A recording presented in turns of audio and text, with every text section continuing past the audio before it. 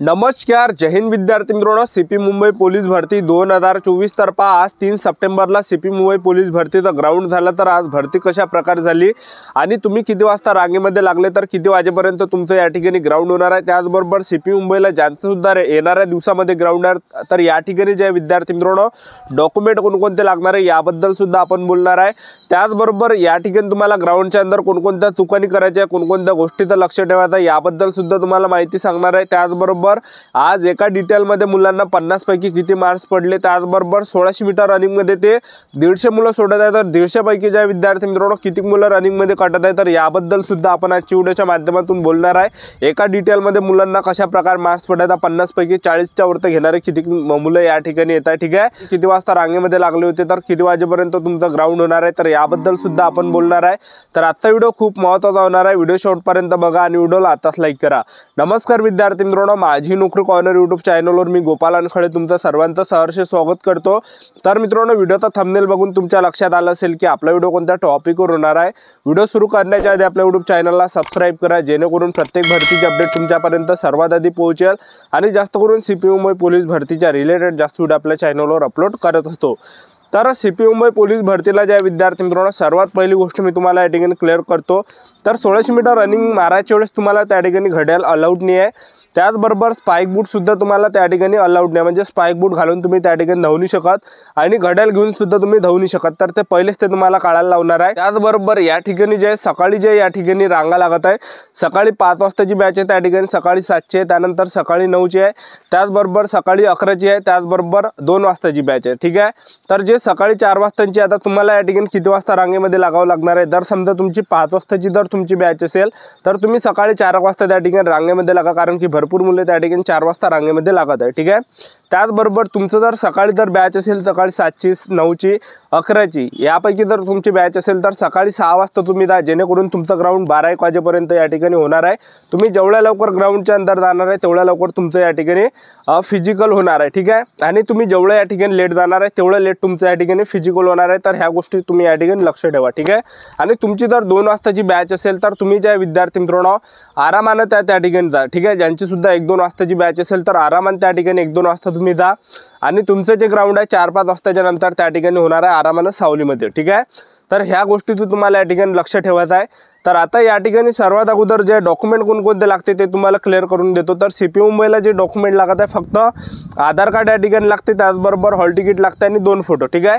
आणि आधार कार्ड सुद्धा लागत नाही, त्याचा फक्त आधार कार्डचा नंबरच पाहिजे, पण तरी एवढं आपल्याजवळ राहू द्या, आधार कार्ड झाला, हॉल तिकीट झाला आणि 2 फोटो, ठीक आहे। तर आज जे सर्वात अगोदर त्या ठिकाणी रांग लागली होती तर सर्वात अगोदर मुलांना गेटच्या अंदर त्या ठिकाणी घेतलं जात आहे, तर वरतं तुम्हाला हॉल तिकीट ठेवायचे आहे, ठीक आहे। तर आज मुलांना गेटच्या अंदर घेतला आणि गेटच्या अंदर त्या ठिकाणी जवळपास 10-15 मिनिटं बसून ठेवल्या जात आहे आणि ते काही सूचना देत आहे की तुमच्या बॅगीमध्ये काही असेल तर तुम्ही फेकून द्या, कारण की कसं आहे झेंडू बाम वगैरे झालं, त्याचबरोबर तुमच्या बॅगीमध्ये काही गोळ्या औषध झालं, स्प्रे वगैरे झालं तर हे तुम्ही असेल तुमच्या बॅगीमध्ये तर काढून घ्या, कारण की ते समोर चेक होणार आणि ते सर्व डस्टबिनमध्ये या ठिकाणी जाणार आहे, ठीक आहे।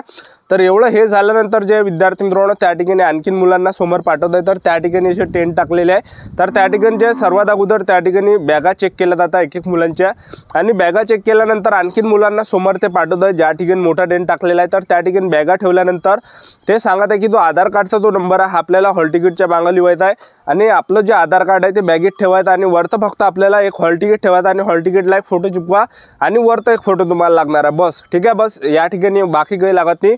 आणि हे झाल्यानंतर त्या ठिकाणी टेबल नंबर दिला आहे, टेबल नंबर 1 2 3 4 5 7 8 9 10 अशा प्रकारे, आणि त्याच्या खाली रोल नंबर सुद्धा दिलेला आहे जो तुमच्या हॉल तिकीटवर आहे, ठीक आहे। तर तुमचा कोणत्या टेबल नंबरवर रोल नंबर येते तर त्या ठिकाणी तुम्हाला चेक करावं लागणार आहे। जर तुम्हाला टेबल नंबर दिसत नसेल तर तिथल्या पोलिसांना किंवा पोलिसांना विचारा तुम्ही की माझा टेबल नंबर कोणता आहे आणि मी कोणत्या रांगेमध्ये या ठिकाणी लागू, तर ते पोलिसवाले तुम्हाला बरोबर सांगणार आहे की ह्या रांगेमध्ये तुम्ही लागा, ठीक आहे।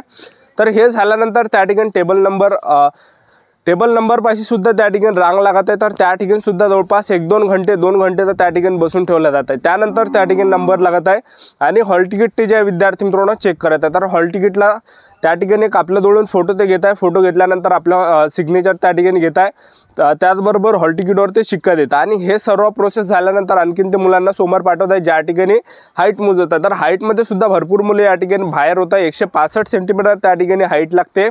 तर आज भरपूर मुले जे विद्यार्थी मित्रांनो हाईटमध्ये बाहेर झाले, त्याचबरोबर छातीमध्ये या ठिकाणी बाहेर झाले। ठीक आहे, हाईट 165 सेंटीमीटर आहे त्या ठिकाणी आणि डिजिटल मशीन आहे त्या ठिकाणी। ठीक आहे, तुम्ही त्या ठिकाणी उभे राहिले, तुमची छाती वगैरे मोजते, त्याचबरोबर सर्व ते जे आहे त्या मशीनमध्ये दाखवते की पाहून घ्या तुम्ही तुमची छाती किती आहे, तुमचं वजन किती आहे, तुमची उंची किती आहे। ठीक आहे, आणि जे मुलं अपात्र झाले तर त्यांना तिथूनच घरी पाठवले जाते। ठीक आहे, तर हे झाल्यानंतर त्या ठिकाणी एक फोटो वगैरे आपला घेत आहे। फोटो घेतल्यानंतर सिग्नेचर घेत आहे।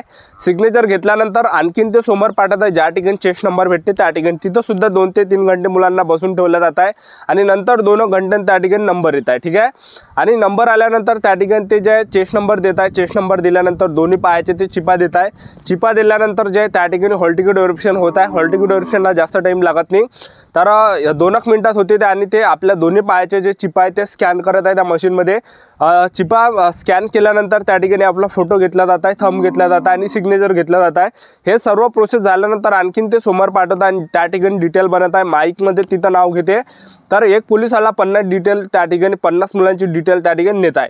तर मी तुम्हाला एक सांगतो पहा, या ठिकाणी जे विद्यार्थी मित्रांनो 4-4, 6-6, 8-8 घंटे मुलांना ग्राउंडच्या अंदर बसून ठेवलं जात आहे आणि भरपूर मुले जे विद्यार्थी मित्रांनो उपाशी तापाशीच राहते यामध्ये। ठीक आहे, तर तुम्हाला कोणकोणत्या गोष्टीत लक्ष ठेवायचं तर तुम्ही फळ वगैरे तुम्ही सोबत न्या, सफरचंद वगैरे झालं, केळं वगैरे झालं तर हे ग्राउंडच्या अंदर नेऊ देते। सफरचंद केळं वगैरे असेल तर ते ग्राउंडच्या अंदर नेऊ देते, काही प्रॉब्लेम त्या ठिकाणी येणार नाही। ठीक आहे, आणि हे झाल्यानंतर त्या ठिकाणी जे विद्यार्थी मित्रांनो पहिला इव्हेंट जो आज होता तर तो होता 100 मीटर। तर 100 मीटरसाठी शेट टाकलेला आहे आणि 100 मीटरसाठी 4-4 मुलं ते सोडत आहे आणि त्या ठिकाणी जे विद्यार्थी मित्रांनो तुम्हाला सांगतो स्पाइक बूट अलाउड नाही त्या ठिकाणी। ठीक आहे, तर 100 मीटरवर जास्त तुम्ही फोकस करा, कारण की 100 मीटर जे विद्यार्थी मित्रांनो 100 मीटर तुम्ही जेवढे स्पीडनं धावसान तेवढं तुमचं या ठिकाणी टायमिंग कमी येणार आहे आणि तुम्हाला जास्त मार्क्स या ठिकाणी पडणार आहे। तर 100 मीटर जेवढं स्पीडनं होते तेवढ्या स्पीडनं तुम्ही या ठिकाणी ओढण्याचा प्रयत्न करा, कारण की 100 मीटरवर त्या ठिकाणी गेम आहे सर्व। ठीक आहे, तर 100 मीटर झाल्यानंतर लगेच 5-10 मिनिटांत त्या ठिकाणी 1600 मीटर रनिंग ते साठी ते नेत आहे मुलांना। तर 1600 मीटर रनिंगसाठी जे त्या ठिकाणी 150 मुलं ते 1600 मीटर रनिंगसाठी सोडत आहे आणि 150 पैकी या ठिकाणी जवळपास 60 मुलं ज्या विद्यार्थी मित्रांनो कटत आहे 1600 मीटर रनिंगमध्ये। पहिल्या, दुसऱ्या, तिसऱ्या, चौथ्या राऊंडमध्ये ते थांबत आहे, म्हणजे हार मानत आहे त्या ठिकाणी। त्याचबरोबर 1600 मीटर रनिंग मारायच्या वेळेस तुम्हाला चुका कोणकोणत्याने करायच्या की जो ट्रॅक आहे त्या ट्रॅकच्या बाहेरून तुम्हाला धावायचं नाही, तर ट्रॅकच्या अंदरून तुम्ही धावा। जेवढं तुम्ही ट्रॅकच्या अंदरून धावसान तेवढं जे विद्यार्थी मित्रांनो तुमचा या ठिकाणी अंतर कमी येणार आहे, तुमचा टायमिंग कमी येणार आहे आणि तुम्हाला जास्त मार्क्स या ठिकाणी भेटणार। आणि 1600 मीटर रनिंग मारायच्या वेळेस तुम्हाला थांबायचं नाही, 4 राऊंड तुम्हाला कंप्लीट मारायचे आहे आणि 1600 मीटर रनिंग झाल्यावर त्या ठिकाणी मुलं डायरेक्ट झोपत आहे त्या गवतावर। ठीक आहे, तर हे झाल्यानंतर 1600 मीटर रनिंग झाल्यानंतर लगेच 5-10 मिनिटांत त्या ठिकाणी गोळा फेकचा इव्हेंट होत आहे। तर गोळा फेकला तुम्ही पहिलाच नंबर त्या ठिकाणी लावू नका, सगळ्यात शेवटी गोळा फेका आणि रिलॅक्समध्ये गोळा फेका, एकदम घाईगडबडमध्ये गोळा नका फेकू बघा की आपला या ठिकाणी नंबर आला आहे। ठीक आहे, त्या ठिकाणी घाबरू वगैरे नका, हिम्मत ठेवा, त्या ठिकाणी दम ठेवा। ठीक आहे, तर 3 इव्हेंट आहे, 3 चान्स आहे विद्यार्थी मित्रांनो गोळा फेकला तर रिलॅक्समध्ये गोळा फेका त्या ठिकाणी। ठीक आहे, तर पहिला जरी फाउल गेला तरी सुद्धा 2 चान्स आहे तुम्हाला। ठीक आहे, आणि सर्व शूटिंग त्या ठिकाणी होत आहे। तर गोळा फेक झाल्यानंतर त्या ठिकाणी जे विद्यार्थी मित्रांनो एका डिटेलचे त्या ठिकाणी मार्क्स दाखवले जातात मुलांचे। 100 मीटरच्या याच्यावर सिग्नेचर करायला लावतात फाईलवर, गोळा फेकच्या फाईलवर सिग्नेचर करायला लावत आहे, 1600 मीटर रनिंगच्या फाईलवर सिग्नेचर करायला लावत आहे।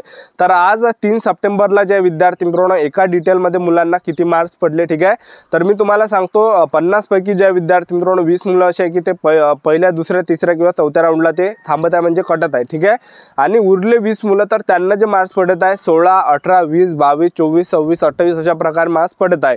उरले 10 मुलं, 10 पैकी ज्या विद्यार्थी मित्रांनो 6 ते 5 मुलं असे आहे की त्यांना 30, 32, 34, 36, 38 पर्यंत मार्क्स पडत आहे आणि बाकीचे जे विद्यार्थी मित्रांनो 4 मुलं आहे की त्यांना 40 झालं, 43 झालं, 45 पर्यंत या ठिकाणी मार्क्स पडत आहे। अशा प्रकारचे विद्यार्थी मित्रांनो एका डिटेलला मार्क्स पडत आहे सीपी मुंबईच्या ग्राउंडला।